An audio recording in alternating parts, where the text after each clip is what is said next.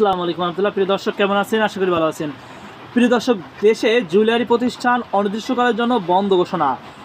ঢাকা সহ সারা দেশের জুয়েলারি প্রতিষ্ঠান অনির্দিষ্টকালের জন্য বন্ধ রাখার ঘোষণা দিয়েছে বাংলাদেশ জুয়েলার্স অ্যাসোসিয়েশন তথা বাজুস। বুধবার 28 মে এক বিজ্ঞপ্তিতে এই তথ্য জানিয়েছে সংগঠনটি। এতে বলা হয়, সহসভাপতি মোহাম্মদ রিপনুল হাসানকে মিথ্যা ও হয়রানিমূলক মামলায় গ্রেপ্তারের প্রতিবাদে ও নিঃশর্ত মুক্তির দাবিতে বৃহস্পতিবার 29 মে থেকে ঢাকা সহ সারা দেশের সব প্রতিষ্ঠান অনির্দিষ্টকালের জন্য বন্ধ থাকবে। একই সঙ্গে বাজুস সহসভাপতি মোহাম্মদ রিপনুল হাসানকে মিথ্যা ও হয়রানিমূলক মামলার গ্রেপ্তার গভীর উদ্বেগ প্রকাশ করে তীব্র নিন্দা জানিয়েছে বাজুসের ভারপ্রাপ্ত সভাপতি গুলজার আহমেদ ও সাধারণ সম্পাদক বাদল চন্দ্র রায় সহ কেন্দ্রীয় নেতারা।